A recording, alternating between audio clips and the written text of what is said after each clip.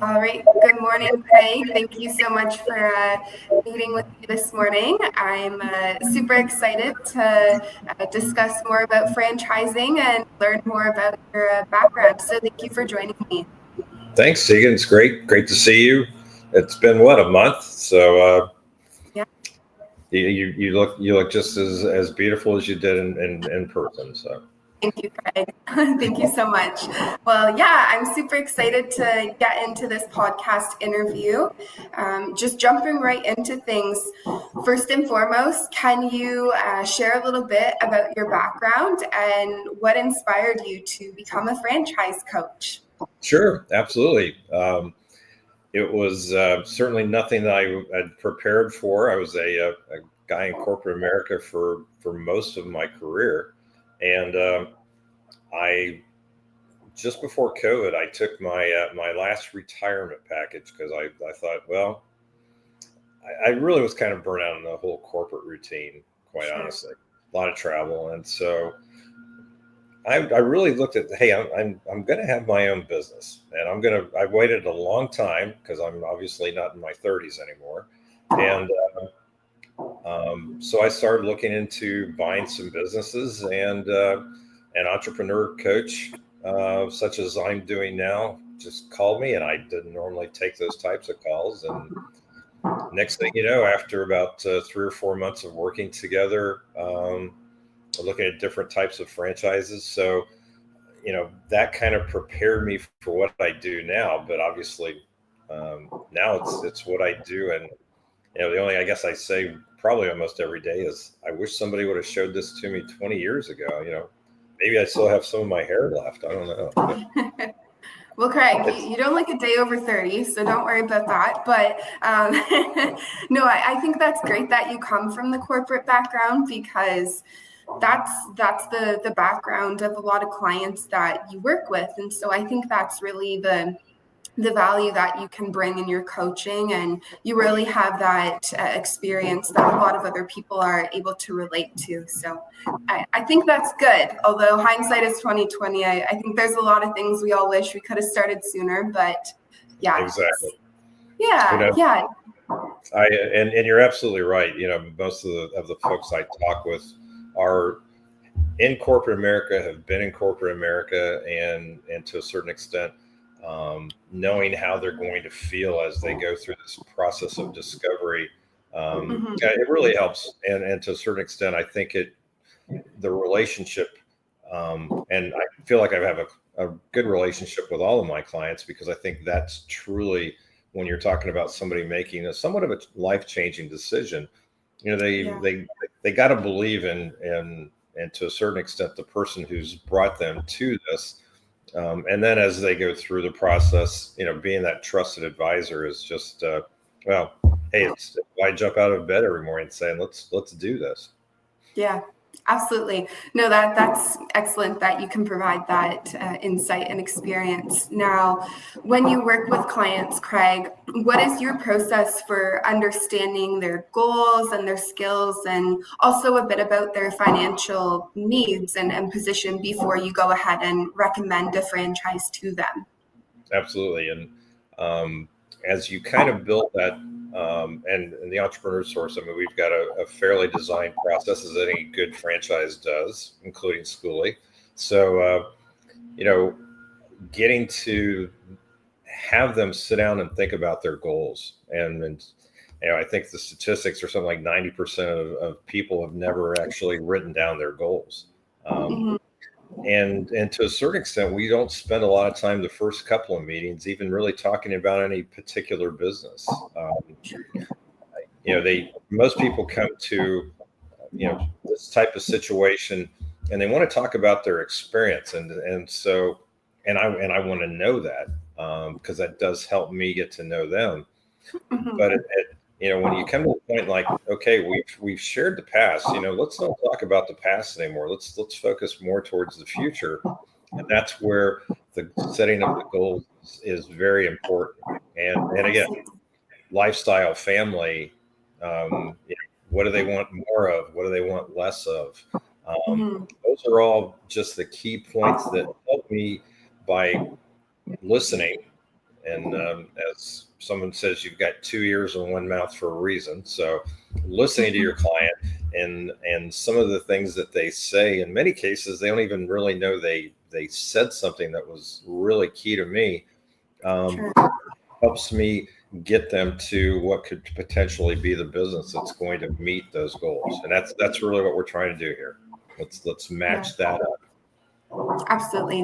Yeah, no, I love that you say your first couple of meetings, you don't often even recommend a franchise. It's more just about meeting each other and learning about your client's background, which is really important because that's ultimately what you need to know before you can actually go ahead and recommend anything. And I know working with TES and yourself that you have a wonderful process to be able to do that successfully. So yeah, that's always great to hear. Mm-hmm. Thank Now, you. We love collaborating with you guys too. I mean, you guys take such great care of our clients. It's a win-win. oh, thank you, Greg. Thank you. Now, on the other side of things, how do you evaluate and vet a franchise before you go ahead and feel comfortable recommending that model to a client? And are there any specific criteria that's important to you within a franchise? Yeah, for me, it's really the collaboration, and as you know, TS has what we call the 3 Cs process that you guys go through. So to a certain extent, we're aligned with how we're going to a certain extent, hand off my client to you, because really, your discovery process is very, very good, and that confidence that comes from my ability to know how my client's going to be, and we recently had a great client that ultimately invested in Schoolie. Knowing his background from the standpoint of what his goals were and where he came from, and more importantly where he wanted to go, that's those types of things, and then obviously you get into and we always try to challenge our clients into looking at various types of businesses. And whereas, you guys don't need a brick and mortar location, I felt I needed to show him what a brick and mortar location type of franchise would look at. Because again, that helps them get that confidence that this is going to be a win for them. They're going to represent, Schoolie in this case very well. They're going to meet their financial goals.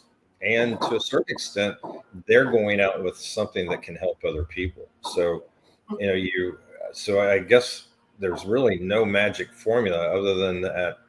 I want to challenge their thinking and really have them look at different opportunities so that, boy, when they come to that point of clarity, they're raring to go. Yeah, absolutely. Yeah, no, that's a really great point. Now, I know that we had a very successful placement recently, but on the other side of things, do you have an example of maybe a challenging placement, and how did you work with that client and help them find the right franchise for them? Yeah, probably one of the most, and I was thinking about that. I got to say, Mark, who we recently worked with, was pretty easy from that standpoint. I had a young lady who came out of a really bad personal relationship a couple of years ago. And so to a certain extent, I think, and this is where the coaching aspect comes out of it, is we had to refine her goals, because her goals were really on her previous life. And I think to a certain extent, she really wasn't sure what the future was going to look like. And so, it was getting her self-confidence back. And I recall when I gave her the businesses to look at, she was really kind of ho-hum. We're doing it over Zoom, and I'm just thinking, Robin, what's going on? And as it worked out, and I didn't know it, she had actually been talking to her ex a little bit, and her confidence took a dive again. And so we stopped. We stopped the process completely. And I said, okay, let's reconvene here, and let's get back together. And I think, and as she told me afterwards, that was probably the only time where I probably I guess I was a little more direct than I normally am. And I just said, you're not ready for this. Mhm. And she said, that was really when she decided that she totally had my attention, and I was really making the outcome her outcome, not my outcome. She felt Mhm. that, and then it just, she went flying through discovery. I mean, it was just great to see how she came to her own decision. Um, some people may have said, okay, they don't have the patience, and if it's more of a transactional type of relationship, which is something I strive not to do. I mean, for me, I want to make this transformational, not transactional. So that was probably the one that gave me the pause to just say, okay, this is where I need to be. This is, now I know this guy's going to be loud here in just a second. So That's okay. No worries. It's not too bad on my end. I really like that story and example that you gave. I mean, I don't think there's ever a perfect time to go into business ownership, but I fully agree with you. You know, you do have to really be 100% when you're going to do it, and you have to devote everything that you have if you want to see success at least. And that's really incredible. It sounds like without your coaching, she probably wouldn't have got here. So super valuable that you were working with her throughout the process. So that's really nice to hear, Craig. Now, more on the financial side of things, how do you tailor your approach when you work with clients who maybe have varying and different financial backgrounds? yeah, the approach is the same, and I think that is what kind of sets us apart from some other organizations. Um, you know, if you again, as I try to detach myself from the outcome, um, and you see people that we have, again, 3 or 4 meetings, maybe more, before we actually get into even talking about the financial aspect. Sure. Mhm.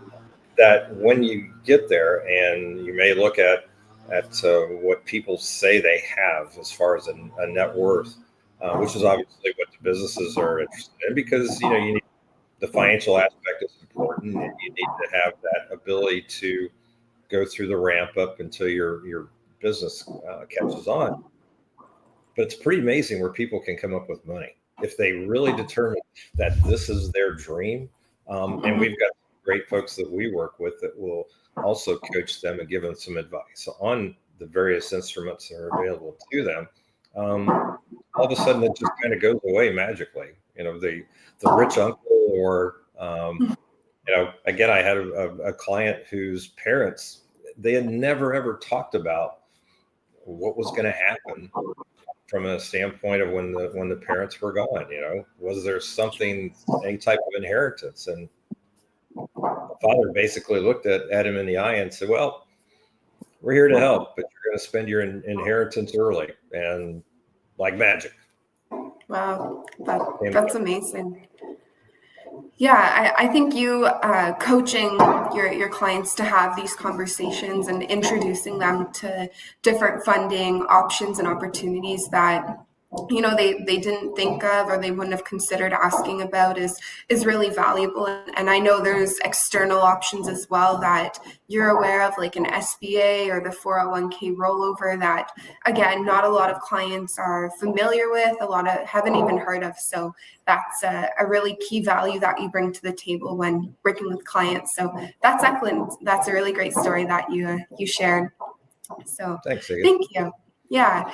Now, on a positive side of things, and this is probably one of my favorite questions, can you tell me about a particular client that you worked with? They found the right business and they ended up finding a ton of success within that business. And, how proud did that make you feel as a franchise coach? Yeah, it's a great feeling and it doesn't happen overnight.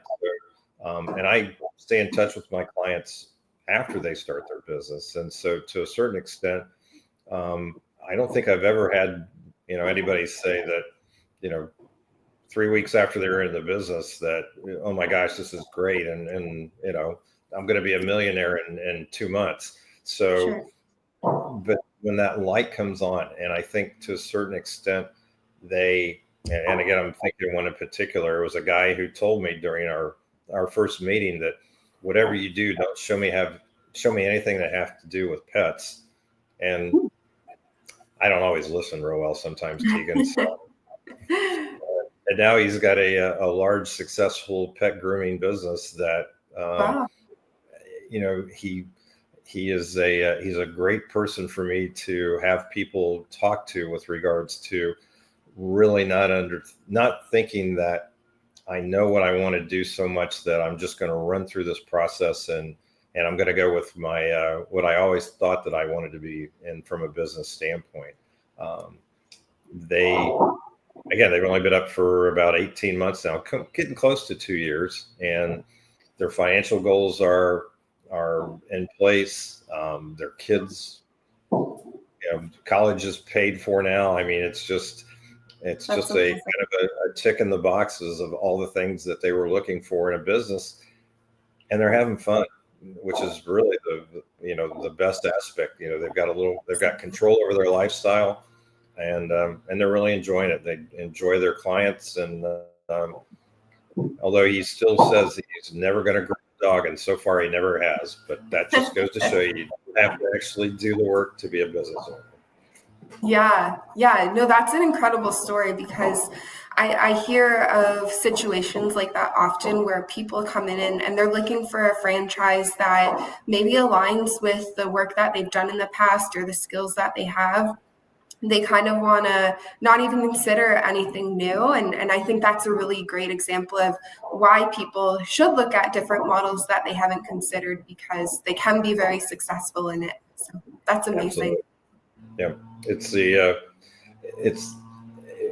the mindset, and I think as coaches, and any good coach, has to get an athlete to change their mindset to actually go to that next level in competition, and that's really what we work on, to really just open yourself up to the opportunities, to the possibilities. Yeah, absolutely. That's amazing. You help people with that. Now, curious, what are some of the most common misconceptions, Craig, that you find clients have about franchising, and how do you help people overcome these misconceptions?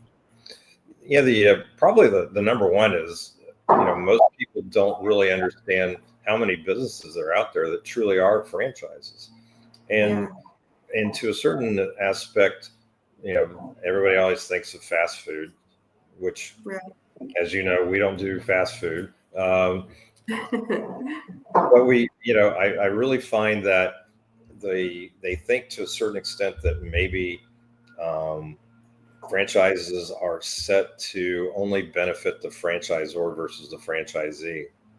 Sure. And I give them lots of examples of where new products and new services actually come from the franchisees themselves. So I said, just look at it as being in business, for yourself, but you're not by yourself. It's really back to that collaboration that we talked about earlier. And like I said, it's just, and even myself, I had no idea of all the different types of franchises that were out there. And quite honestly, I can look in the camera and say, there's a really good chance that someone or something, some product, some brand is going to resonate with you just because they're out there. So again, back to the mindset again, right? You gotta open up their minds and show them what's possible. Absolutely. Well, first of all, I love the saying that you just mentioned. You're in business for yourself, not by yourself. I mean, I think any good franchise system would agree with that. And secondly, I was that person before I got into franchising. I only thought of food. I thought of the McDonald's, the Subways out there, but you're totally right. There's so many more models and concepts out there that, again, just another piece of value that you bring to your clients, and that's something that you can introduce to people that they weren't aware of. So. Thanks. Again, Tegan, it's just amazing that what a little education will do to someone. And that's really what we do. We're just trying to educate them. That's what you guys do every day. And it's a beautiful thing when we come together. I agree. That's for sure. Well, it was great meeting with you, Craig, and chatting a little bit more about your background. Is there anything else that you would like to share about your experience or role as a franchise coach? Again, I just thank you for for letting me get on here and chat, and good questions, by the way. I think they were all important, and to a certain extent, um, I hope that whoever sees this, if you feel like you're in a situation that, is there something else that's going to be out there that's going to help me find my goals?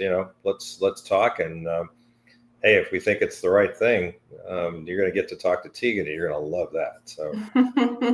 Yes, and likewise, I highly recommend anyone that's considering franchising or business ownership to meet with yourself, Craig. You provide a ton of insight and valuable information to each and every one of your clients. So yeah, it's been wonderful meeting with you, Craig. Thank you so much, and I hope to stay in touch. We will, for sure. Thanks, Tegan. Appreciate your time. Excellent. Yes, you're very welcome. Bye now.